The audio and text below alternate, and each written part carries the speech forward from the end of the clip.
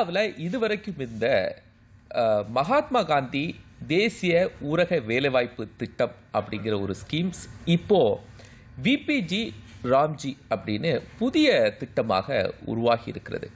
இதுக்கு மிகப்பெரிய அளவில் வரவேற்பும் விமர்சனங்களும் இருந்து கொண்டிருக்கு. உண்மையாகவே இந்த திட்டம் பெயர் மாற்றம் மட்டும்தானா, இல்லை இந்த திட்டத்தில் எவ்வளவு சேஞ்சஸ் இருக்குது, எவ்வளோ பெனிஃபிட்ஸ் இந்திய மக்களுக்கு கிடைக்க போகுது, கிராமப்புற பொருளாதாரத்தில் என்னென்ன மாற்றங்கள் இதனால் வரப்போகுது அப்படிங்கிற நிறைய விஷயங்களை நம்மோடு பேசுவதற்காக ஆடிட்டர் சுப்பிரமணியன் இணைந்திருக்காங்க. வரவேற்கலாம் சார். வணக்கம். வணக்கம். வணக்கம் கோபாலகிருஷ்ணன்.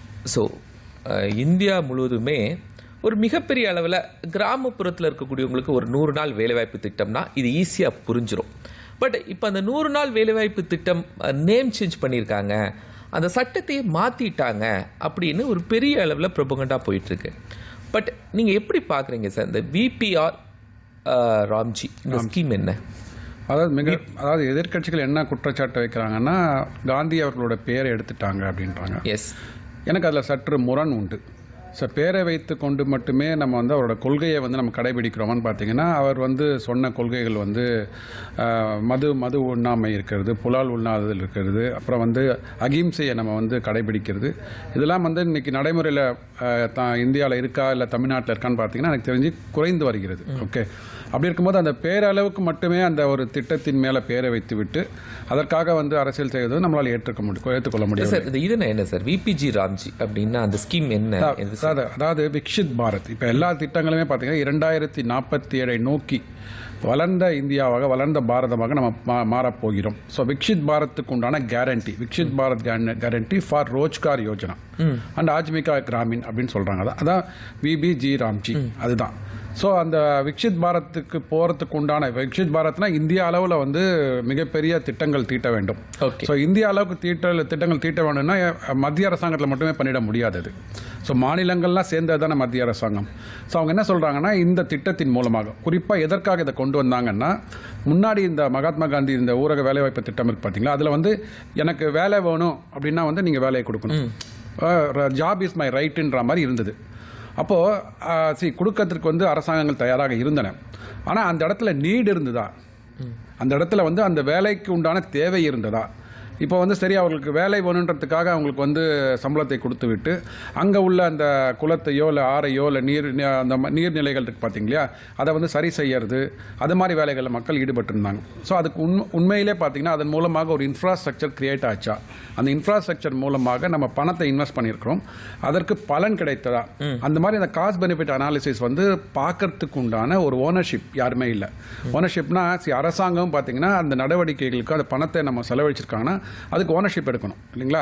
அந்த மாதிரி இல்லாமல் இது வந்து டிமாண்ட் புல் இது மாதிரி இருந்தது, ஒர்க் மாதிரி இருந்தது மன்ரேகா பொறுத்த வரைக்கும். இப்போ என்ன சொல்கிறாங்க அப்படின்னா, இல்லைங்க, நீங்கள் வந்து இந்த கிராம பஞ்சாயத்தில் வந்து உங்களுக்கு என்ன திட்டங்கள் தேவை, அதாவது ஒரு இந்த ஆற்றை வந்து சுத்தப்படுத்தணும், இல்லை குளக்கரையை வந்து நல்லா வந்து ஸ்ட்ரென்தன் பண்ணணும், இல்லை அவனுக்கு நீர்நிலைகளை உருவாக்க வேண்டும், இல்லை அங்கே லைவ்லிவுட் இன்ஃப்ராஸ்ட்ரக்சர். இதில் குறிப்பாக என்ன சொல்கிறாங்கன்னா, இப்போ வந்து விவசாயிகள் வந்து இது அறுவடை செஞ்சுட்டாங்க, அதை பாதுகாத்து வைப்பதற்கு எனக்கு ஒரு குடான் வேண்டும் அப்படின்னா கூட அந்த குடானை கட்டுவதற்கான லைவ்லிவுட் இன்ஃப்ராஸ்ட்ரக்சரை கிரியேட் பண்ணுவதற்கான ஒரு பில்டிங்கில் கூட இருக்குது சார். ஆமாம், அதை 4 திட்டங்கள் சொல்கிறாங்க. அதாவது முன்னாடி வந்து வெறும் வேலைவாய்ப்பு தான் கொடுப்பாங்க. வேலைவாய்ப்பு எதற்காக கொடுத்தாங்க, ஏன் கொடுத்தாங்க, அது வந்து எப்படி வந்து கையாளப்பட்டது, அந்த மாதிரியான ஒரு அளவுகோல்லாம் இல்லாமே இருந்தது. ஸோ நம்ம வந்து ஒரு மேலை நாடுகளோட போட்டி போடுறோம். ஓகே, நம்ம வந்து வளர்ந்து வர வேண்டும் சொல்லிட்டு ஒரு திட்டத்தை வச்சுருக்கோம். 2047 வளர்ந்த பாரதமாக இருக்க வேண்டும் என்ற ஒரு தொலைநோக்கு பார்வை இருக்கும்போது, இன்னைக்கு நீங்கள்லாம் சேர்ந்து மக்களாகிய நாம் வரிப்பணம் செலுத்தும் போது அந்த வரிப்பணத்தை பெற்றுக்கொள்கின்ற மத்திய அரசாங்கம் சரி, மாநில அரசாங்கம் அதற்கு உரிமை எடுத்துக்கணும்ல. கரெக்டாக அந்த பணம் வந்துருக்குதுங்க, நான் வந்து பணத்தை இங்கே டெப்ளாய் பண்ண போகிறேன். ஸோ இதில் வந்து பார்த்தீங்கன்னா வளர்ந்து வருகின்ற மாநிலங்களில் இங்கே நீங்கள் முதலீடு பண்ணுங்க, பின்தங்கி இருக்கிற மாநிலங்களில் இங்கே முதலீடு பண்ணுங்க. சொன்னால் ஸ்டேட் கவர்மெண்ட்டில் என்ன சொல்கிறாங்க, நீங்கள் கிராமத்தில் வந்து உங்களுக்கு என்ன தேவைகளோ அதை நீங்கள் கொண்டு வாங்க, அதை அப்படியே டிஸ்ட்ரிக்ட் லெவலில் கன்சால்டேட் பண்ணுங்கள், டிஸ்ட்ரிக்ட் வந்து ஸ்டேட் லெவலில் கன்சால்டேட் பண்ணுங்கள், then it all align to our Viksit Bharat. இதில் தான் புதுசாக வந்திருக்க விபிஜி ராம்ஜி. இதில் வந்து மிக முக்கிய ஸ்கீமில் இருந்தது மகாத்மா காந்தி தேசிய ஊரக வேலைவாய்ப்பு உறுதி திட்டம். ஆமாம், இந்த திட்டத்தில் இருந்த டிமெரிட்ஸ் என்னென்ன நெகட்டிவ்ஸ் இருந்தது சார்? அதுதான், இப்போது நான் வந்து எனக்கு திருநெல்வேலி பக்கம் சொந்த ஊருங்க. அங்கே நமக்கு தெரிஞ்ச நண்பர்கள்லாம் வந்து விவசாய நிலங்கள் வைத்திருக்கிறாங்க. ஸோ நீங்கள் விவசாய நிலத்தில் போயிட்டு நீங்கள் வந்து எப்படிங்க மகசூல் நடக்குது, வேலை வாய்ப்பெலாம் எப்படி இருக்காங்க, மக்கள்லாம் வேலைக்கு வராங்களான்னு கேட்டபோது அவங்க என்ன சொல்லுவாங்கன்னா, விவசாயத்திற்கு வேலைக்கு ஆள்கள் வருவது குறைந்து விட்டது. ரைட்டுங்களா? ஒன்று அர்பனைசேஷன் ஆகிட்டு இருக்கு, இன்னொன்று வந்து அங்கே இருக்கிற ரூரல் பீப்புளே வந்து இந்த மாதிரியான அந்த 100 days ஒர்க்கர்ஸ் இந்த இதில் ஸ்கீமில் போய் சேர்ந்து கொண்டு விவசாயத்துக்கு ஆளுங்க வரமாட்டாங்க. நிறைய நீங்கள் போய் சர்வேவே எடுக்கலாம். டவுன் சவுத்துலலாம் போனீங்கன்னா விவசாயத்திற்கு ஆள்கள் கிடைக்க மாட்டுறாங்க. ஏன்னா வந்து வேலைவாய்ப்பு திட்டத்தில் உங்களுக்கு 300 ரூபாய் கிடச்சிருது. நீங்கள் விவசாயத்துக்கு வந்தீங்கன்னா ஒரு 400 ரூபாய் 500 ரூபாய் கொடுப்பாங்க. அந்த 500 ரூபாய் கொடுத்தா என்ன ஆகும்னா, காலையில் நீங்கள் வந்து சூரியன் உதயத்துக்கு முன்னாடியே நீங்கள் வந்து கழனி தனியாக எடுத்துன்னு அங்கே போகணுங்க. சாயங்காலம் வந்து ஒரு 4-5 மணிக்கு தான் நீங்கள் வந்து எல்லாம் முடிந்ததுக்கப்புறம் அறுவடை முடிந்ததுக்கு வரணும். ஸோ அதனால் உழைப்பு வந்து கண்டிப்பாக விவசாயத்தில் இருக்குது இன்னமும். ஸோ அப்படி இருக்கும்போது எனக்கு வந்து 8 மணி நேரமாக 10 மணி நேரம் உழைத்து எனக்கு 400-500 ரூபாய் கிடைக்கிறத விட இது வந்து குற்றம் சொல்லலை. பட் இது மாதிரி லூப் ஹோல்ஸ் இருக்குன்னு சொல்ல வரேன். சரி. ஸோ ஏன்னா அதில் வந்து ஒரு மெஷர்ஸ் இல்லை. நீங்கள் உனக்கு 100 நாள் வேலைவாய்ப்பில் வந்து நான் வேலை பார்க்குறேன் அப்படின்னா எனக்கு காலையில் வந்து எவ்வளோ கிலோமீட்டர் எவ்வளோ மீட்டர் வந்து நான் சுத்தம் பண்ண வேண்டும், எவ்வளோ குளக்கரை வந்து ஆழப்படுத்த வேண்டும் அப்படின்றதுக்கு எனக்கு ஒன்றும் யாருமே எனக்கு டைரக்ஷன் கொடுக்கறதில்ல. எனக்கு வந்து இன்றைக்கி என்ன பண்ணணும்னு யாரும் சொல்கிறதில்ல. அதாவது இங்கே வந்து எனக்கு ஜாப் இல்லைங்க, வேலை இல்லை, எனக்கு வேலை கொடுங்க. ஸோ உடனே வந்து சென்ட்ரல் கவர்மெண்ட்டில் உள்ள அந்த ஸ்கீமை எடுத்து அந்த பணத்தை எடுத்து மக்கள் கொடுத்துருந்தாங்க. அதில் தவறில்லை. ஆனால் இதில் ரெஸ்பான்சிபிலிட்டி எடுத்துக்க வேண்டியது வந்து அங்கே உள்ள அத்தாரிட்டிஸ். அந்த அத்தாரிட்டிஸ் இங்கே உள்ளே கொண்டு வந்துருக்குறாங்க. ஸோ நீங்கள் வந்து உங்களுக்கு என்ன தேவைன்னு சொல்லுங்கள். நீங்கள் முதல்ல அந்த லோக்கல் பாடிஸ் இருக்காங்க பார்த்தீங்களா, உங்களுக்கு என்ன தேவைன்னு சொல்லுங்கள். அதை வந்து கன்சால்டேட் டிஸ்ட்ரிக்ட் லெவலில் வரட்டும். இது வந்து நம்மளோட வளர்ந்த பாரதத்தை உருவாக்குவதற்காக இதான் ஃபெடரல் ஸ்ட்ரக்சர்னு சொல்கிறது. நீங்கள் சொல்கிற திட்டங்களும் வளர்ந்த பாரதத்துக்குண்டான திட்டங்களும் வந்து கரெக்டாக வந்து மேட்ச் ஆகிடுது அப்படின்னா கண்டிப்பாக ஃபண்ட்ஸ் வில் பி அலோகேட்டட். இதில் தான் வந்து ஒரு ரெஸ்பான்சிபிலிட்டி, ஒரு குட் கவர்னன்ஸை கொண்டு வருவதற்கான இந்த விபிஜி ராம்ஜி திட்டம் வந்திருக்குன்னு நான் பார்க்குறேன். இப்போது இந்த நியூ வெர்ஷன்னால டேரெக்டாக மக்கள் என்ன பெனிஃபிட் ஆகுறாங்க? நீங்கள் புதிய ஸ்கீம்ஸ் நிறைய வருது, பட் ரூரல் டெவலப்மெண்ட்டில் விபிஜி ராம்ஜியுடைய பெனிஃபிட்ஸ் என்ன? இல்லை, ரூரல் யார் பெனிஃபிஷரிஸ் சார்? இப்போ 100 நாள் வேலைவாய்ப்பு திட்டம் இருந்தது வந்து கேரண்டீடு. இப்போ 125 நாள் ஆக போகிறதுங்க. ஸோ 25 நாள் அதிகப்படியாக மக்களுக்கு வேலைவாய்ப்பு கிடைக்க போகிறது. நான் சொன்ன ஒரு குறை சொன்னேன் பார்த்தீங்களா, இது சாதாரண குடிமகன். ஓகே, நான் வந்து எங்கள் சொந்த ஊருக்கு போகும்போது கேட்ட செய்தி, பார்த்த செய்தி, வேலைக்கு ஆள் கிடைக்கலங்க. அதை வந்து இதில் சால்வ் பண்ணியிருக்கிறாங்க. அவங்க என்ன சொல்கிறாங்கன்னா, 60 நாட்களுக்கு வந்து உங்களுக்கு வந்து இது பாஸ் விண்டோ கொடுக்கணும். அது வேலை அந்த உங்களுக்கு இந்த திட்டத்தின் மூலமாக வேலை கொடுக்காம ஒரு 60 நாட்கள் நீங்கள் நிறுத்தி வச்சிருக்கணும்.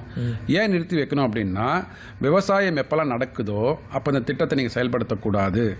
ஓகே, புரியுதுங்களா உங்களுக்கு? இப்போ நம்மளுக்கு பார்த்தீங்கன்னா இப்போ ஜனவரி மாதம் அறுவடை நடக்குதுங்க. அதாவது விதை நெல் போடுறதுலேருந்து அறுவடை நேரம் அந்த டைம்ல இந்த கண்டிப்பாக உங்களுக்கு விவசாயத்திற்கு உங்கள் ஆள்கள் தேவை. விவசாயம் நடக்குது அப்படின்னு இருக்கும்போது அவங்க வந்து வேறு திட்டங்களுக்கு போயிட்டா நமக்கு வந்து கிட்டத்தட்ட 70-80% வந்து பீப்புள் ஆர் டிபெண்ட் ஆன் இது அக்ரிகல்ச்சர் இல்லைங்களா? அவங்களுக்கு ஆள் கிடைக்கல வச்சுக்கோங்க.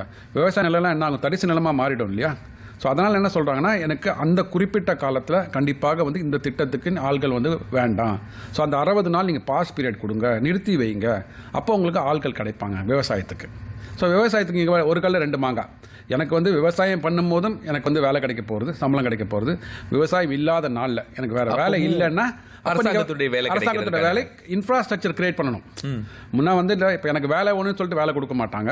இல்லை, நீங்கள் கிராம பஞ்சாயத்தில் போங்க, நீங்கள் வந்து இன்ஃப்ராஸ்ட்ரக்சர் குடோன் கட்ட போகிறீங்களா, இல்லை வாட்டர் பாடிஸை சீரமைக்க போகிறீங்களா, இல்லை இப்போ வந்து நிறைய வந்து மழை பெய்கிறது, மழை வெள்ளமாக இன்னும் கடலை போய் சேருது, அதுக்கு நான் அணை கட்ட போகிறேன், தடுப்பணை கட்ட போகிறேன், அதற்குண்டான திட்டங்களை எனக்கு வேலை கொடுங்க. ஸோ இந்த மாதிரி பார்த்தீங்கன்னா கன்ஸ்ட்ரக்டிவாக ஒரு கோல் ஓரியன்டாக இந்த திட்டம் வந்து செயல்படுத்த ஆரம்பிக்கப்படுகிறது. அதுதான் மிக முக்கியமாக நான் பார்க்குறேன். சார், இப்போது இதனால் கிராமப்புறத்தில் என்ன மாதிரியான கிராமப்புறத்தினுடைய பொருளாதாரம் இருக்குல்ல, அதான ஒரு இந்தியாவினுடைய பொருளாதாரத்தை வலிமைப்படுத்த முடியும். அதில் என்ன சேஞ்சஸை உருவாக்கும்னு நினைக்கிறேன் சார்? நிறைய பேர் பார்த்தீங்கன்னா இன்றைக்கி தேதியில் அர்பனைசேஷன் என்ற கான்செப்டில் கிராமத்தில் பணம் இல்லை, வேலைவாய்ப்பு இல்லைன்னு சொல்லிட்டு நகரமயமாக்கலில் பார்த்தீங்கன்னா அதில் நகர்ப்புறத்துக்கு வந்துடுறாங்க. ஸோ கிராமத்தில் பார்த்தீங்கன்னா நிறைய பேருக்கு வந்து விவசாயம் வந்து இப்போ வந்து விவசாயத்தில் பணம் போட்டவங்களால வந்து இருக்க முடியல. அவங்கள வானம் பார்த்த பூமியாக இருக்குன்றாங்க. ஸோ பஞ்சம் வந்தால் எங்களால் இது பண்ண முடியலன்றாங்க. அப்போ என்ன பண்ணணும் அப்படின்னா, ஸோ அந்த நிலத்தை வந்து நீங்கள் பாதுகாக்க வேண்டும்னா அதில் நீங்கள் உழதான் வேணும். அன்றைக்கி அதுக்கு தான் நிறைய திட்டங்கள் வந்திருக்கு. இந்த சாயில் கார்டெலாம் கொடுக்குறாங்க. சாயில் கார்டு கொடுத்து அதன் மூலமாக எந்த உரத்தை இந்த நிலத்தில் போட்டால் உங்களுக்கு சரியாக இருக்கும். ஸோ இப்போ விவசாயம் பெருக ஆரம்பிக்கும் போது, வளர்ச்சி வரும்போது, அங்கே உங்களுக்கு வந்து விவசாயத்திலேருந்து வருகின்ற விதை நெல்லாக இருக்கட்டும், இல்லை வந்து விதைந்த அறுவடை செய்கின்ற பொருட்களாக இருக்கட்டும், அதுக்கு நல்ல விலை கொடுக்கறதுனால மக்களால் வந்து திருப்பி விவசாயத்துக்கு திரும்பி போக முடிகிறது. ஸோ அந்த ஒரு நம்பிக்கையை கொடுத்துருக்காங்க. விவசாயம் பண்ணும்போது விவசாயத்துக்கு உண்டான பணம் வந்து அந்த நிலச்சுவார்ந்தார்கள்ட்டு உங்களுக்கு வந்துடும். விவசாயத்து நிலத்தை யார் வச்சுருக்காங்களோ அவங்கள்ட்ட வந்து பணம் வந்துடும். விவசாயம் அல்லாத நாட்களில் நீங்கள் வந்து கிராமத்தில் உள்ள இன்ஃப்ராஸ்ட்ரக்சர் கிரியேட் பண்ணும்போது அரசாங்கம் உங்களுக்கு பணம் கிடைக்குது. ஸோ 2 விதமாக பார்த்தீங்கன்னா அங்கே கிராம பொருளாதாரம் அங்கே நகரத்துக்கு போவதற்குண்டான வாய்ப்பு வந்து குறைக்கப்பட்டிருக்கிறது. கிராமத்தில் பார்த்தீங்கன்னா அவங்க இன்றைக்கும் பார்த்தீங்கன்னா ஒரு 20,000 30,000 சம்பளம் இருந்தால் போருன்றாங்க. அவங்க நகரத்துக்கு வரணும்னு அவசியம் கிடையாது. ஸோ அந்த நகரமயமாக்கலை தடுக்கும் போது என்ன ஆகும்னா உங்களுக்கு கிராமப்புறத்தில் வந்து பொருளாதாரம் மேம்பட ஆரம்பிக்கும். காந்திஜி அவர்கள் சொல்றாங்க, அவர் தான் சொல்லியிருக்காரு, நம்ம இந்தியாவின் இதே துடிப்பே முதுகெலும்பு. அதுதான் பார்க்கணும். ஃபண்டமெண்டல் நீங்க பேரை வைத்துக் கொண்டு அந்த பேர் அவர் கொடுத்த கொள்கைகளை வந்து ஃபாலோ பண்ணாமல் இருக்கிறதுக்கும், பேரை வைக்காம பேர் வேணாங்க நமக்கு, பட் ஃபண்டமெண்டல் வேல்யூஸ். அவர் வந்து கிராமத்தில் தான் இந்தியா வாழ்கிறதுன்றாங்க. அந்த கிராமத்துக்கு திருப்பி இந்தியாவை கொண்டு போறாங்க. இது மூலமா இந்த திட்டத்தில் அதுதான். ஸோ அதன் மூலமாக இப்போ தொழிலாளர்களுக்கு என்ன பெனிஃபிட், விவசாயிகளுக்கு என்ன பெனிஃபிட்? நீங்கள் விவசாய தொழிலாளர்கள் அப்படிங்கிறவங்க அந்த நேரத்தில் அறுவடை நேரத்தில் கிடைப்பாங்க, விதைக்கிற நேரத்தில் கிடைப்பாங்க. ஆனால் ஒட்டுமொத்தமாக ஒரு தொழிலாளர்களுக்கு இதில் என்ன பெனிஃபிட்ஸ் எல்லாம் இருக்குன்னு ஒட்டுமொத்த நல்ல கேள்வி கேட்டீங்க. ஒட்டுமொத்த தொழிலாளர்களுக்கு என்ன பெனிஃபிட் அப்படின்னா, அந்த விதைத்ததுக்கு அப்புறம் அந்த அறுவடை செய்ததுக்கு அப்புறம் உள்ள பொருட்களை வந்து ஸ்டோரேஜ் பண்ணுறதுக்கான குடோன்ஸ் கட்டும்போது அந்த கட்டமைப்பு தொழிலாளர்கள், கட்டிட தொழிலாளர்கள் இருக்கிறாங்க பார்த்தீங்களா, மேசன்ஸ் இருக்கிறாங்க பார்த்தீங்களா, அவர்களுக்கு உண்டான வேலை வாய்ப்பு அதிகமாக பெருக ஆரம்பிக்கும். இது வரும் வந்து நீங்கள் குடோனை கட்டுறதுனால மட்டும் இதாகிடாது. குடோனை கட்டுவதற்கு உங்களுக்கு வந்து சிமெண்ட் தேவை, ஸ்டீல் தேவை, அதை பராமரிப்பதற்கு அங்கே குடோனை மெயின்டைன் பண்ணுறதுக்கு ஆட்கள் தேவை. ஸோ இவங்க 365 நாட்களும் வந்து இன்றைக்கி என்ன சொல்கிறாங்கன்னா, இப்போ விவசாயத்தில் வந்து நான் அதிகமாக மகசூலை விளைவிச்சிட்டேன் அப்படின்னா எனக்கு பணம் கிடைக்க மாட்டேங்குது. ஏன்னா சப்ளை நிறையா ஆகிட்டு வச்சுக்கோங்களேன், ப்ரைஸ் கீழே வந்துடும். ஸோ அதனால் என்ன சொல்கிறாங்கன்னா, இங்கே சப்ளை அதிகமாக பண்ணினாலும், அதாவது அக்ரிகல்ச்சர் நல்ல ஒரு ப்ரொடியூஸ் வந்துட்டால் கூட என்ன விலைக்கு வருதோ சகாய விலைக்கு வந்தால் மட்டுமே நீங்கள் அந்த பொருளை வந்து பொதுவெளியில் விங்கன்றாங்க. இல்லை அப்படின்னா குடோனில் வந்து அதை ஸ்டோர் பண்ணிக்கோங்க. அதற்குண்டான இன்ஃப்ராஸ்ட்ரக்சரை கிரியேட் பண்ணுறதுக்கு வந்து இதில் வாய்ப்புகள் இருக்குது. 4 காரணிகள் கொடுக்குறாங்க. அதில் முன்னாடி மன்றேக்காலில் பார்த்தீங்கன்னா ஒரே ஒரு இதுதான், எனக்கு வேலை வேணும் அப்படின்னா வேலை கொடுக்கணும். ஆனால் இந்த இதில் பார்த்தீங்கன்னா water security through water related works. Water security, நமக்கு வந்து அதிக மழை பெய்ந்தாலும் நம்மளால் தேக்கி வைக்க முடியல, பஞ்சம் வந்தாலும் நம்மளால விவசாயம் பண்ண முடியல. அதை வந்து இதில் சால்வ் பண்ணுறாங்க. Water security through water related works. அப்புறம் கோர் ரூரல் இன்ஃப்ராஸ்ட்ரக்சர், நான் சொன்ன மாதிரி இந்த கட்டமைப்புகளை குடோன்லாம் வந்து கட்டுறதுக்கான வாய்ப்புகள் இருக்குது. Livelihood related infrastructure. அப்புறம் special works to mitigate extreme weather events. ரைட்டுங்களா? ஸோ அந்த வெதர் ஈவெண்ட்டை நீங்கள் எப்படி ஓவர் கம் பண்ண போகிறீங்க? ஏன் வந்து நமக்கு வந்து தடுப்பணை இல்லாமல் எவ்வளோ வந்து தண்ணி வீணாகி வெள்ளமாகி கிராமம்லாம் எவ்வளோ முழுகி போயிருக்கு. ஸோ தடுப்பணையை கட்டுங்க. ஸோ நீர் வரத்தை வந்து அதிகரிங்க. ஸோ அதுக்கு வந்து வெள்ளத்தடுப்பு இல்லை கண்டிப்பாக இல்லை. அதாவது இல்லைன்னா, அதாவது இப்போ எனக்கு வேலை வேணும்னு சொன்னான்னா நான் போய் வேலைக்கு போவேன். பட் என்ன வேலை செய்யணும் அப்படின்றத யாருக்குமே சொல்லிக் கொடுக்கல எனக்கு. விவசாயிகள் மேலே தப்பு சொல்ல முடியல. அவங்களும் குளங்கள் வெட்டுறாங்க, தூர் வாடுறாங்க, சாலையில் செய்கிறாங்க, நம்ம பார்க்கக்கூடிய விஷயங்கள் இதெல்லாம் அது மட்டும்தான் இருக்குது. இப்போ ஆனால் அந்த வேலையை வந்து குறித்த நேரத்தில் கரெக்டான நேரத்தில் அது முடிச்சிருக்கிறாங்களா, தேவையான காலங்களில் பண்ணுறாங்களா, அதுதான். இப்போ வந்து நீங்கள் வந்து விவசாயம் பண்ணுற நேரத்தில் நீங்கள் போய் குளத்தை வெட்டினீங்க வச்சுக்கோங்களேன், இந்த விவசாயம் பாழாயிடும். இந்த குளத்தில் வந்து தண்ணி எப்போ வந்து சேரும் உங்களுக்கு? விவசாயம் முடிஞ்சதுக்கப்புறம் தான் வந்து சேர போகிறதாங்க இல்லைங்களா? மழைக்காலம் முடிஞ்சதுக்கப்புறம் தான் நம்ம அறுவடை பண்ண, அதுக்கு முன்னாடி மழை வந்துடும் உங்களுக்கு. ஸோ மழை இல்லாத காலத்தில் போய்ட்டு நீங்கள் அந்த குளத்தை வெட்டி என்ன பிரயோஜனம்? ஸோ மழை வருவதற்கு ஜஸ்ட்டு ஒரு மாதமோ 2 மாதம் முன்னாடி குளத்தை வெட்ட வேண்டும். அதற்கப்புறம் அறுவடைக்கு வந்து நீங்கள் ஆள் போனாங்க. ஸோ இங்கே வந்து முன்னுக்கு பின்முரணாக நடந்தது எனக்கு இங்கே. அதனால தான் பார்த்தீங்கன்னா நம்ம நிறைய விவசாய கிராமங்களில் பார்த்தீங்கன்னா ஸோ விளைவிப்பாங்க, ஆனால் விலை கிடைக்காது. அதனால் இப்போ அதை வந்து இதில் வந்து அரெஸ்ட் பண்ணியிருக்கிறாங்க. உங்களுக்கு விவசாயத்துக்கு தேவையான ஆட்கள் விவசாய காலங்களில் கிடைக்கணும். அந்த 60 டேஸ் 60 டேஸ் வந்து பாஸ் கொடுங்க. அதுக்கப்புறமா மீதி இருக்கிற நாளில் வந்து அதுக்கு தேவையான கட்டமைப்புகளை நீங்கள் உருவாக்குங்கன்றாங்க. ஸோ இது முன்னாடி மாண்ட்ரேகாலில் நிறைய வந்து ஒரு பயனாளிகளுக்கு பணம் போயிச்சா, எனக்கு இன்னொரு கொஸ்டின் தோணுது. அந்த ஃபண்டிங் அப்படிங்கிறதுல ஒரு பெரிய சேஞ்சஸ் பண்ணியிருக்காங்க. 125 டேஸும் வேலை கிடைக்குமா? அப்புறம் இன்னொரு விஷயம், ஃபண்டிங்கை எப்படி இன்க்ரீஸ் பண்ணியிருக்காங்களா? 125 டேஸ் வேலை கிடைக்குமா அப்படின்னா வேலை கண்டிப்பாக கிடைக்கும். ஆனால் அந்த வேலையை உருவாக்குவதற்கான என்னென்ன ப்ராஜெக்ட்ஸை வந்து நீங்கள் கொண்டு வர வேண்டும் அப்படின்ற ஒரு ரெஸ்பான்சிபிலிட்டி வந்து லோக்கல் பாடிஸில் இருக்குது. முன்னாடி இந்த லோக்கல் பாடிஸில் இல்லை. இப்போது நம்ம தஞ்சாவூரில் இருக்க வச்சுக்கோங்களேன், தஞ்சாவூரில் வந்து எனக்கு வந்து நெல்லை வந்து பாதுகாக்கின்ற எனக்கு குடோன்கள் வேணும் அப்படின்னு ஒன்றும். இப்போ எவ்வளோ நம்ம வந்து மழை பெய்ந்து நெல்லாம் வந்து ஈரப்பதமாகி விலைலாம் வந்து கிடைக்காம போடுறதுலாம் பார்க்குறோம். ஸோ அதை வந்து நீங்கள் முற்றிலுமாக வந்து தடுப்பதற்கு எனக்கு ஒரு குடோனை நல்லா கொடுத்துருங்க சார். அந்த குடோனை கட்டி கொடுக்கறதுக்கு இந்த மாண்ட்ரேகாலில் 125 நாள் வேலை வாய்ப்பு கொடுத்துருக்குறாங்க பார்த்தீங்களா, அதில் வந்து பணம் அலோகேட் செய்யப்படும். ஏன்னா கோர் இன்ஃப்ராஸ்ட்ரக்சர் அங்கே டெவலப் பண்ண சொல்கிறாங்க. அந்த மாதிரி குடோனை கட்டுவதற்கான வாய்ப்புகள் பழைய மாண்ட்ரேகாலில் இல்லை. ஸோ அதை மாதிரி பார்த்தீங்கன்னா அந்த குடோனை கட்டலாம். அதை தாண்டி வந்து குளங்கள், ஏரிகள், பழைய குளங்கள், ஏரிகள் பராமரிப்பதற்கான வாய்ப்புகள் இருக்குது. வாட்டர் பாடிஸை வந்து ரெக்கவர் பண்ணுறது, நம்ம எத்தனை வாட்டர் பாடிஸ் வந்து உங்களுக்கு வந்து மூழ்கி போயிருக்கு, அதாவது மண்ணோட மண்ணாக மூழ்கி போனதெல்லாம் தெரியும் நமக்கு, அதை நீங்கள் ரெக்கவர் பண்ணலாம். சார் இந்த ப்ராசஸ்லாம் இதுக்கு முன்னாடியே எம்என்ரேகால இல்லையா சார்? இருந்திருந்தாலும் அதை வந்து யார் இதை ரெக்டிஃபை பண்ணுறதுக்கு, அதாவது இப்போது புது ஸ்கீமாக நேம் சேஞ்ச் பண்ணி அதை விக்ஷித் பாரத் ஜி, ராம்ஜி அப்படின்னு நேம்லாம் சேஞ்ச் பண்ணி ப்ராசஸ் பண்ணுறதுக்கு ஏன் ஆல்ரெடி இருக்கிறதுல ஏன் சேஞ்சஸ் நிறைய கொண்டு வரல அப்படிங்கிறது இருக்குல்ல? இல்லை, நம்ம வந்து ஒரு தொலைநோக்கு திட்டத்தை போகும்போது நம்மளோட விஷனுக்கு உண்டான ஒரு அந்த அலைனோட இருக்கிற அந்த நேம்ஸ் இருந்தால் மக்கள் மனதில் போய் நேரடியாக பதியும்.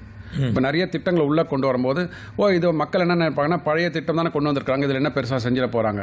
சரி, புதிதாக அது ஒரு வைப்ரேஷனலாக ஒரு நியூ பேரை வைக்கிறதும், ஆனால் ஃபண்டமெண்டலி அந்த வேல்யூஸை வந்து சிதைக்காமல், மகாத்மா காந்தி அவர்களின் வேல்யூஸை சிதைக்காமல் இந்த நேமுக்கு, அந்த திட்டத்திற்குண்டான நேமை வந்து with aligning with our 2047 Viksit Bharat goals, அதுக்காக போகும்போது இது வந்து மக்களால் விபிஜி ராம்ஜின்றது வந்து அனைவராலும் ஏற்றுக்கொள்ளப்பட்டிருக்கிறது இன்னைக்கு தேதியில். ஓகே, எதிர்கட்சிகள் வந்து அரசியலுக்காக அந்த நேம் வந்து சரியா இல்லைன்னு சொல்லுவாங்களே தவிர, ஒரு நாட்பட மேபி ஒரு வருடம் கழித்து 2 வருடம் கழித்து இதனோட பெனிஃபிட்ஸை வந்து பார்க்க ஆரம்பிக்கும் போது கண்டிப்பாக இந்த நேம் சேஞ்சில் வந்து ஒரு அரசியல் பண்ணது வந்து அப்படியே காலம் கடந்து மறந்து போகும் தான் நான் பார்க்குறேன்.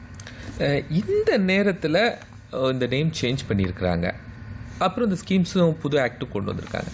இது எந்த அளவுக்கு சோஷியல் ப்ரொடெக்ஷன் கொடுக்குது அப்படிங்கிறதும், இன்னொரு விஷயம் இப்போ ஏன் இந்த சேஞ்சஸை கொண்டு வரணும் அப்படிங்கிற தேவையும் இருக்குல்ல, நெசசிட்டி. கரெக்ட். இல்லை, இது வந்து நமக்கு தெரிந்து இன்னைக்கு கொண்டு வந்திருக்காங்கன்றது வந்து நமக்கு வெளியில் தெரியுது. நான் பார்லிமெண்ட்டில் வந்து போத் லோக்சபா ராஜ்யசபாவில் வந்து ஆக்ட் பாஸ் பண்ணதுனால, பட் இதற்குண்டான திட்டங்கள், அடிப்படை ஒரு முகாந்திர ஒர்க் இருக்குன்னு சொல்கிறோம் பார்த்தீங்களா, அது ஒரு வருடமாக நடந்திருக்கும். நம்ம எல்லா திட்டங்களையும் பார்த்துருக்குறோம். அது வந்து ஜிஎஸ்டியாக இருக்கட்டும், இல்லை இன்கம் டேக்ஸ் டைரக்ட் கோடாக இருக்கட்டும், எல்லாத்துக்குமே பார்த்தீங்கன்னா ஒரு வருடமாக கிரவுண்ட் லெவலில் ஒர்க் நடந்திருக்கும். நமக்கு இன்றைக்கி தான் வந்து சர்ஃபேஸ் லெவலில் பார்லிமெண்ட்டில் வந்து இந்த சட்டமாக இது பாஸ் பண்ணப்பட்டிருக்கிறது. லோக்சபாவில் பாஸ் பண்ணிருக்காங்க, ராஜ்யசபாவில் பாஸ் பண்ணிருக்காங்க, ஜனாதிபதி அவர்கள் ஒப்புதல் கொடுத்துருக்காங்க. நீங்கள் தான் நமக்கு தான் தெரியுது. பட் இருந்தாலும் அத்தாரிட்டிஸ் லெவலில், கவர்மெண்ட் டிபார்ட்மெண்ட் லெவலில் இதற்கு உண்டான ஒரு அடிப்படை வேலை இல்லாமல், ஏன்னா பார்த்தீங்கன்னா வெஸ்ட் பெங்காலெல்லாம் கிட்டத்தட்ட இந்த மன்ரேகா திட்டம் போய் சேர்ந்ததாகவே தெரியல அவங்களுக்கு, மக்களுக்கு. ஒரு 23 ஸ்டேட்ஸில் வந்து இது மாதிரி ஆராய்ச்சி பண்ணும்போது பார்த்தீங்கன்னா, இந்த திட்டம் மன்ரேகா வந்து இவங்க 100 நாள் சொல்லியிருக்காங்க பார்த்தீங்களா, அது 55 நாளோ 40 நாள் கூட போய் சேர்ந்ததாக ஒரு இதுவே இல்லை நமக்கு. அதுலேயும் பார்த்தீங்கன்னா இந்த ஆதார் பேஸ்டு லிங்க் இருந்துமே வந்து நிறைய பயனாளிகளுக்கு வந்து அந்த திட்டம் போய் சேரவே இல்லை. ஒரு பயோமெட்ரிக் அட்டண்டன்ஸ் கார்டு இல்லை. ஸோ இதுக்குண்டான எந்த வேலைக்காக வந்தாங்க, எந்த வேலையை முடித்தார்கள், அதுக்குண்டான கணக்கு இல்லை, அக்கௌண்டபிலிட்டி இல்லை. இதை மாதிரி நிறைய வந்து மன்ரேகா திட்டத்தின் மூலமாக பணம் வந்து நம்ம செலவு பண்ணுறோம், அதுக்குண்டான பயனை நம்ம எடுத்துட்டோமான்னு பார்த்தீங்கன்னா இல்லை. ஸோ அதெல்லாம் இதில் கொண்டு வந்திருக்கிறாங்க. இதில் ஸோ அக்கௌண்டபிலிட்டி இருக்கணும், பயோமெட்ரிக் அட்டண்டன்ஸ் மூலமாக டிஜிட்டலி இன்டராக்டட், உங்களுக்கு வந்து ஆதார் மொபைல் லிங்கோட சேர்த்து அந்த அஷூரன்ஸ் அவங்க பண்ணுறாங்க. இன்னொரு விஷயம் சார், இது வரைக்கும் இது சென்ட்ரல் ப்ராஜெக்டாக தான் இருந்துச்சு, மத்திய அரசாங்கத்தினுடைய ப்ராஜெக்டாக இருந்துச்சு. 90%, 90+10%, 100% அப்படின்னு வச்சுருந்தாங்க. இப்போ கிட்டத்தட்ட அது சென்ட்ரல் ஸ்பான்சர்ட் ஸ்கீமாக மாறி இருக்குல்ல, ஏன் அந்த சேஞ்சஸ் பண்ணாங்க? சரி, விவசாயம் என்பது பார்த்தீங்கன்னா எனக்கு தெரிஞ்சு இது மாநில பட்டியல், கரெக்டுங்களா? ஸோ மாநில பட்டியலில் இருக்கும்போது கண்டிப்பாக அனைத்து மாநில அரசாங்கங்களும் இன்றைக்கி தேதியில் செலவு பண்ணிட்டு தான் இருப்பாங்க. விவசாயத்துக்காக, விவசாயிகளை வந்து காப்பாற்றுவதற்காக நான் சொன்ன அந்த இன்ஃப்ராஸ்ட்ரக்சர் டெவலப் பண்ணுறதா இருக்கட்டும், இல்லை நீர்ப்பாசனங்களுக்கு வந்து அவங்களுக்கு சப்போர்ட் பண்ணுறதா இருக்கட்டும், அதற்குண்டான பணத்தை வந்து இன்றைக்கி செலவு பண்ணிட்டு தான் இருப்பாங்க. ஸோ அப்படி நீங்கள் இன்ஃப்ராஸ்ட்ரக்சர் டெவலப் பண்ணும்போது அதில் நான் என்ன பார்ப்பேன் அப்படின்னா, 60% சென்ட்ரல் கவர்மெண்ட் ஸ்பான்சர் பண்ண. முன்னாடி வந்து வெறும் வேலை வாய்ப்புக்கு உண்டான ஊதியத்தை மட்டும்தான் கொடுத்துருந்தாங்க சென்ட்ரல் கவர்மெண்ட்டில், மெட்டீரியல் காஸ்ட் கொஞ்சம் கொடுத்துருந்தாங்க. பட் இன்ஃப்ராஸ்ட்ரக்சர் டெவலப்மெண்ட் காஸ்ட் வந்து அந்த ரெஸ்பான்சிபிலிட்டி வந்து ஸ்டேட் கவர்மெண்ட்டில் தான் இருந்தது. இப்போ ஸ்டேட் கவர்மெண்ட்டில் இருந்த அந்த இன்ஃப்ராஸ்ட்ரக்சர் கிரியேட் பண்ணுற ரெஸ்பான்சிபிலிட்டி, வாட்டர் பாடிஸை மெயின்டைன் பண்ணுற ரெஸ்பான்சிபிலிட்டியில் சென்ட்ரல் கவர்மெண்ட்டும் 60% பார்ட்டிசிபேட் பண்ண போகுது அப்படின்ற கண்ணோட்டத்தில் பார்க்கணும். நம்ம வந்து இதில் 40% வந்து ஸ்டேட் கவர்மெண்ட்டில் கேட்குறாங்கன்றது வந்து வெறும் லேபர் காம்பனண்ட், மெட்டீரியல் காம்பனண்ட் மட்டும் தான் கேட்குறாங்க. பட் இன்ஃப்ராஸ்ட்ரக்சர் காம்பனண்ட்டுக்கு பார்த்தீங்கன்னா 60% சென்ட்ரல் கவர்மெண்ட் கொடுக்க போகிறது. அது வந்து நம்ம எங்கேயுமே யாருமே பேசலை. ஸோ அதனால் இதில் வந்து மிக்ஸ் அண்ட் மேட்ச் தான். ஸோ பேலன்ஸ், அதாவது என்றைக்குமே பார்த்தீங்கன்னா ஃபெடரல் ஸ்ட்ரக்சரில் இருக்கும்போது, எஸ்பெஷலி விவசாயம் என்பது ஒரு மாநில பட்டியலில் இருக்கும்போது மத்திய அரசாங்கம் ஒரு 60% கொடுக்குறாங்க அப்படின்னா, இன்ஃபேக்ட் சில மாநில அரசாங்கம் பேக்வேர்ட் டெவலப்டு ஸ்டேட்ஸ்க்குலாம் 90% கொடுக்குறாங்க. வளர்ந்த மாநிலங்களுக்கு மட்டும்தான் பார்த்தீங்கன்னா வந்து 60%, பின்தங்கி இருக்கிற மாநிலங்கள் இல்லை வளர்ந்து வருகின்ற மாநிலங்களுக்கு 90% கொடுக்குறாங்க. அண்டு இப்போ தமிழ்நாடை போட்ட ஒரு வளர்ந்த மாநிலங்களை பார்த்தீங்கன்னா அன்எம்ப்ளாய்மெண்ட் ரேட் அப்படின்னு பார்த்தீங்கன்னா கிட்டத்தட்ட ஒரு 4 அல்லது 5% தான் இருக்குது. ஸோ விச் மீன்ஸ் நம்ம 95% மக்கள் வந்து வறுமை கோட்டிற்கு மேலே இருக்கிறாங்க. ஏன்னா தமிழக நிதிநிலை அறிக்கையிலே பார்த்தீங்கன்னா ஒரு 16 லட்சம் மனிதர்கள் தான் பீப்புள் தான் வந்து வறுமை கோட்டிற்கு கீழே இருக்கிறாங்கன்னு சொல்லியிருக்காங்க. அதாவது நம்ம அந்த பாவர்ட்டி இண்டெக்ஸ் கால்குலேட் பண்ண நித்தி ஆயோக் கொடுத்த தகவலின்படி போன நிதிநிலை அறிக்கையில் இது பண்ணியிருக்க சமர்ப்பிச்சிருக்கிறாங்க. ஸோ 16 லட்சம் மக்கள் தான் இருக்கிறாங்க அப்படின்னா தமிழகத்திற்கு இதன் மூலமாக வந்து பெரிதாக வந்து இழப்பு ஏற்படுமான்னு எனக்கு தெரியல. ஆனால் ஸ்டேட்ஸ் இப்போ தமிழ்நாடு வேண்டாம், இப்போ மற்ற ஸ்டேட்ஸு ஃபினான்ஷியலி இதனால் டார்கெட் செய்யப்படுமா இல்லை பாதிக்கப்படுமா? இல்லை, அப்படி பார்க்கக்கூடாது. ஏன்னா அதன் மூலமாக இதில் முதலீடு செய்கிறோன்னு பார்க்கணும். சரி, நம்ம இப்போ என்றைக்குமே வந்து பணத்தை வந்து மக்களுக்காக செலவழிக்கிறோம், மக்களுக்கு உண்டான இன்ஃப்ராஸ்ட்ரக்சரில் செலவு பண்ணிடுறோம் அப்படின்ற போது அதை ஒரு முதலீடாக பார்க்க வேண்டுமே தவிர அதை வந்து வருமான இழப்பாக பார்க்கக்கூடாது. நாளைக்கு வந்து இந்த நல்ல குடோன் கட்டுறீங்க, அதில் விவசாயிகள் வந்து விவசாய பொருட்கள் அங்கே வைக்க போகிறாங்க. அப்படி வைக்கும் போது என்ன ஆகும்னா அதன் மூலமாக அதுக்கு வேல்யூ ஆடட் ப்ராடக்ட்ஸாக நாளைக்கு ஒரு தக்காளி விளைவிச்சிருக்காங்க, தக்காளியை வந்து நீங்கள் குடோனில் வைக்கிறீங்க அப்படின்னா அந்த குடோனில் வைத்த தக்காளியை வந்து இன்றைக்கி எனக்கு நல்ல விலை கிடைக்கல வச்சுக்கோங்க, பரவாயில்ல, அதை வந்து நாளைக்கு வந்து அதை ஜூஸாக பண்ணி இல்லை டொமேட்டோ பேஸ்ட்டாக பண்ணி அயல் நாடுகளுக்கு ஏற்றுமதி பண்ணும்போது எனக்கு வந்து வேல்யூ ஆடட் ப்ராடக்ட்டில் வந்து வேல்யூ ஆடட் ப்ரைஸ் கிடைக்கும். இல்லை, இந்த விஷயம்லாம் இதுக்குள்ளே வருதா? குடோன் அதான் சொல்கிறேன், இந்த குடோனில் வந்து நீங்கள் அதெல்லாம் வைக்கலாம் இல்லையா, கோல்டு ஸ்டோரேஜ் பண்ணலாமே. அதில் கோல்டு ஸ்டோரேஜ் நீங்கள் கட்டினீங்க அப்படின்னா எதெல்லாம் பெரிஷபிள் கூட்ஸாக இருக்கோ, அதெல்லாம் அழுகி போகின்ற கூட்ஸ் இருக்குது பார்த்தீங்களா, அதெல்லாம் நீங்கள் வந்து கோல்டு ஸ்டோரேஜ் மூலமாக வந்து சேமித்து வைத்து அதன் மூலமாக வேல்யூ ஆடடாக மாற்றும் போது நீங்கள் கோல்ட் ஸ்டோரேஜ் கட்டணும் கூட அவசியம் இல்லை. நார்மல் ஸ்டோரேஜ்லேயே அதிகமான பொருட்கள் இருக்கும்போது அந்த விலை கீழே போயிடும். ஸோ நீங்கள் தேக்கி வச்சு பாதுகாத்து வைத்தீங்கன்னா ஸோ இது ஒரு கிட்டத்தட்ட ஒரு அக்ரிகல்ச்சர் டெவலப்மெண்ட் ப்ராசஸாக கண்டிப்பாக இது மூலதனமாக பார்க்கணும். நம்ம வந்து பார்க்குற கோணத்தை மாற்றிக்கொண்டோம் என்றால் பொருளாதாரத்தில் பின்தங்கிய மாநிலங்கள் அவங்களுக்கு அதிகமான இம்பார்ட்டன்ஸ், பொருளாதாரத்தில் கொஞ்சம் வளர்ந்த மாநிலங்கள் அப்படிங்கிறதெல்லாம் இந்த ஸ்கீம்ஸ்லேருந்து நீக்கப்படும், இல்லைன்னா அவங்களுக்கு ஒதுக்குற ஃபண்டு குறையும் அப்படிங்கிறதும். இல்லை, ஏன் ஃபண்டு ஏன் குறையும் அப்படின்னா இது வந்து முன்னாடி வந்து பாட்டம் அப் அப்ரோச்சாக இருந்தது. அது பாட்டம் அப் அப்ரோச் அப்படின்னு சொன்னீங்கன்னா கீழேந்து நம்ம வந்து விவசாயிகளோ இல்லை வேலை இல்லாத மனிதர்களோ அவர் வந்து எனக்கு வேலை வேணும்னு கேட்டு அப்படி மேலே போச்சு. இப்போ அப்படி இல்லை, இது இன்டகிரேட்டட் அப்ரோச்னு சொல்லுவோம். நீங்கள் வந்து எனக்கு இன்ஃப்ராஸ்ட்ரக்சர் வேணும்னு சொல்ல போகிறோம், மேலேருந்து வந்து நம்ம மத்திய அரசாங்கமோ மாநில அரசாங்கமோ அவங்களோட தொலைநோக்கு திட்டங்களில் இந்தந்த இடத்துல இந்தந்த மாவட்டங்களில் இந்தந்த மாநிலங்களில் வந்து இன்ஃப்ராஸ்ட்ரக்சர் கட்டணும், நமக்கு இங்கே வந்து விவசாயிகளுக்கான ஒரு பெரிய ஒரு இன்ஃப்ராஸ்ட்ரக்சர் கட்டணும் அப்படின்னா அந்த திட்டம் 2 அலைனாக எடுத்து அப்படின்னா கண்டிப்பாக அந்த திட்டத்துக்கு வந்து அனுமதி அளிக்கப்படும். இது அப்போ வந்து ஓனர்ஷிப் வருது, இங்கே உங்களுக்கு கிராம பஞ்சாயத்தில் ஓனர்ஷிப் வருது, டிஸ்ட்ரிக்ட் லெவலில் ஓனர்ஷிப் வருது, ஸ்டேட் ஓனர்ஷிப் எடுத்துக்கிறாங்க. அப்படின்ற போது வளர்ந்து வருகின்ற 30 மாநிலங்களுக்கு மேலே இருக்கும்போது நம்ம வளர்ந்து வருகின்ற ஒரு இந்தியாவாக இருக்கும்போது இது இன்டகிரேட்டட் அப்ரோச்சில் போனால் தான் இது வந்து செயல்படுத்த முடியும். இல்லைனா வந்து அவங்கவுங்க பார்த்தீங்களா அந்தந்த மாநிலங்கள் என்ன பண்ணுவாங்கன்னா எனக்கு என்ன வேணுமோ அது செலவழிச்சுட்டு இருப்பாங்க. பட் அது உண்மையிலேயே அது வந்து பெனிஃபிட் அடைஞ்சிருக்காங்க, அந்த மக்களுக்கு வந்து அது பெனிஃபிட் கொடுத்துருக்கான்னு பார்த்தீங்கன்னா அதுக்குண்டான இன்றைக்கி தேதியில் அக்கௌண்டபிலிட்டி இல்லாததுனால தான் இதை மாதிரி கொண்டு வருவதற்கான சாத்தியங்கள் இருந்திருக்கு. இப்போ ஒரு 60 days நோ ஒர்க், மேண்டேட்டாக நோ ஒர்க் அப்படின்னு கொண்டு வந்திருக்காங்கல்ல, அது ஏன் ஒரு 60 days நோ ஒர்க்? அப்போ அது ஏதோ பெனிஃபிட் இருக்கலாம், பட் அந்த பீரியடில் அந்த மக்கள் என்ன செய்வாங்க சார்? நல்லா நம்ம நிறைய சொல்லணும். 60 days நோ ஒர்க் அப்படின்னா இந்த திட்டத்தின் கீழே மட்டும்தான் வேலை இல்லை, இந்த திட்டத்தின் மூலம் விபிஜி ராம்ஜி திட்டத்தின் மூலமாக மட்டுமே வேலை இல்லை.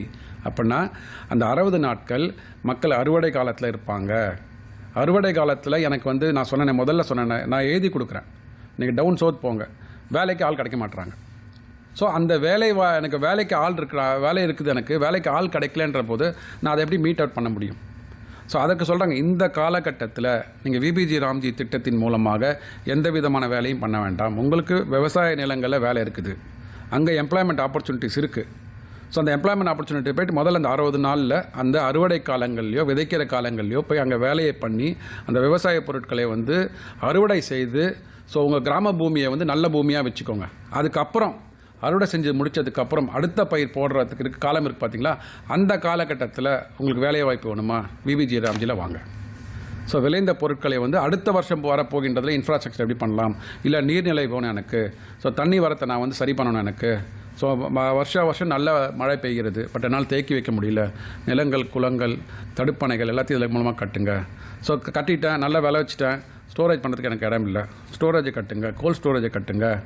எனக்கு வந்து பஞ்சம் வந்தது இல்லைனா வெள்ளம் வருகிறது, அதுக்கு என்ன பண்ணணும், அதற்கு உண்டான வெதர் கிளைமேட்டுக்கு உண்டான அந்த அட்ஜஸ்ட்மெண்ட் பண்ணிக்கின்ற அந்த இன்ஃப்ராஸ்ட்ரக்சரையும் கட்டுங்க. இதெல்லாம் எப்போ பண்ணுறீங்கன்னா விவசாயம் இல்லாத நாட்களில். அதுக்கு விபிஜி ராம்ஜி கடுமையான ஒரு எதிர்ப்புகளை எதிர்க்கட்சிகள் எல்லாமே முன்வைக்கிறாங்க. பட் அதுக்குள்ள அவங்க சாலிடாக சொல்லக்கூடியது இனி எந்த மாநிலங்கள் எவ்வளோ நிதி பெறணும் அப்படிங்கிறது. இதுக்கு முன்னாடி காமனாக எல்லா மாநிலங்களும் ஒரே மாதிரி எம்என் ரேகா பார்த்துட்டு இருந்துச்சு. But this time VPG Ramji அப்படிங்கிறது நாங்கள் எந்த ஸ்டேட்க்கு எவ்வளோ ஃபண்ட் ஒதுக்கணும் அப்படிங்கிறத இந்த ஸ்கீம் தான் டிசைட் பண்ணும் அப்படிங்கிறது இருக்குல்ல. இல்லை, அந்த ஸ்கீம் அதுக்கு உண்டான ப்ராஜெக்ட்ஸை ப்ரப்போஸ் பண்ணுறது யார்? ப்ரப்போஸ் பண்ணுறதே வந்து மாநிலத்தில் உள்ள கிராம சபைகளும் அங்கே உள்ள லோக்கல் பாடிஸ் தான். எனக்கு இந்த மாநிலத்தில் இந்த மாவட்டத்தில் எனக்கு இந்த இன்ஃப்ராஸ்ட்ரக்சர் வேணும், இந்த மாவட்டத்தில் எனக்கு வந்து ஜூன்லேருந்து செப்டம்பர் வரைக்கும் விவசாயிகளுக்கு வேலை இருக்கும், அதனால் அந்த பீரியடில் வந்து எனக்கு இந்த விபிஜி ராம்ஜி மூலமாக வேலை வாய்ப்பு வேண்டாம். அதுக்கப்புறம் அக்டோபர்லேருந்து அடுத்த வரைக்கும் போக வேண்டிய மார்ச் ஏப்ரல் இருக்கட்டும், அந்த காலகட்டத்தில் எனக்கு என்னென்ன ப்ராஜெக்ட்ஸ் பண்ண வேண்டியிருக்குது, இந்த ப்ராஜெக்ட்ஸ்க்கு எனக்கு இவ்வளோ பணம் செலவாகும், இவருக்கு இவ்வளோ வேலை நாட்கள் ஆகும், மனித வேலை நாட்கள் இவ்வளோ ஆகும். எனக்கு இந்த விபிஜி ராம் திட்டத்தின் மூலமாக எனக்கு வந்து ஒரு ப்ராஜெக்ட் ரிப்போர்ட்டை போட்டு கொடுத்தீங்க அப்படின்னா அக்கௌண்டபிலிட்டி அப்படி தான் வரும். இந்த அக்கௌண்டபிலிட்டி வந்து இன்றைக்கி தேதியில் இல்லை. ஸோ மாநிலங்கள் வந்து வெறும் வந்து அந்த ஜாப் இஸ் மை ரைட்டுன்றதுனால அந்த ஜாப் பண்ணினதுக்குண்டான பணத்தை பெற்றுக்கொண்டதற்குண்டான இன்ஃப்ராஸ்ட்ரக்சர் கிரியேட் பண்ணதோ, அந்த பணம் எதற்காக போனது அப்படின்ற மாதிரியான ஒரு ஆடிட் ட்ரையல்னு சொல்லுவாங்க. நீங்கள் ஒரு ஆடிட் பண்ணி பார்த்தீங்கன்னா எதற்காக பணம் வந்து எங்கே போச்சு, விரயமாச்சா இல்லை வந்து கண்டிப்பாக இன்வெஸ்ட் பண்ண மாதிரி போச்சான்னு பார்த்துக்கு ஒன்றான ஒரு ஆடிட் ட்ரையலே இல்லாமல் இருந்தது. அது வந்து இங்கே கொண்டு வந்திருக்கிறாங்க. இப்போ நான் தான் சொல்ல போகிறேன், எனக்கு வந்து குடோன் வேணுங்க, இல்லை எனக்கு இந்த ஆறு வந்து தூர்வார போகிறேன், ஏரியை தூர்வார போகிறேன் அப்படின்னு சொல்லும்போது எனக்கு ஒரு 100 வேலை நாட்கள் கொடுங்க அப்படின்னா, ஸோ 100 வேலை நாட்கள் உங்களுக்கு கிராண்ட் பண்ணப்படும், அப்ரூவ் பண்ணப்படும், அதுக்குள்ள பணம் உங்களுக்கு ஒரு மெட்டீரியல்ஸ்க்குள்ள பணம் வரும். அது முடிந்ததுக்கப்புறம் அதுக்குள்ள ப்ராஜெக்ட் ரிப்போர்ட்டிங் சப்மிட் பண்ணணும். அந்த வகையான ஒரு ஆடிட் ட்ரையல் சொல்வோம், இல்லை ரெஸ்பான்சிபிலிட்டி மேட்ரிக்ஸ் இல்லாமல் இருந்ததுனால தான் மன்ரேகா திட்டத்தில் நம்ம போட்ட பணங்கள்லாம் நமக்கு பலன் கிடைச்சிதான்னு பார்த்தீங்கன்னா கிடைக்கவில்லை என்பது ஆதாரம். வெஸ்ட் பெங்காலில் 23 தாண்டி 23 ஸ்டேட்டில் பார்த்தீங்கன்னா அதற்குண்டான ஆதாரங்கள் கிடைக்கவில்லை. ஸோ அதை வந்து நிவர்த்தி செய்வதற்காக, அதை ப்ளக் பண்ணுறதுக்காக, லூப் போல ப்ளக் பண்ணுறதுக்காக தான் இந்த திட்டம் வந்திருக்கு. சேஞ்சஸ் உண்மையாகவே நிறைய தகவல் சார். எம்என் ரேகாவில் என்ன ஸ்கீம்ஸ் இருந்து அதில் என்ன நெகட்டிவ் ஆஸ்பெக்ட்ஸ் இருந்துச்சு, ஸோ இப்போது விபிஜி ராம்ஜி வந்த பிறகு அதில் என்ன பெனிஃபிட்ஸ் இருக்குது, ஓரளவு நேஷன் பில்டிங்கில் இது எந்த அளவுக்கு ஸ்கோப்ஃபுல்லாக இருக்குது அப்படிங்கிற நிறைய தகவல்களை இந்த நேரத்தில் எங்களோடு பகிர்ந்து கொண்டீங்க. மிக்க மகிழ்ச்சி.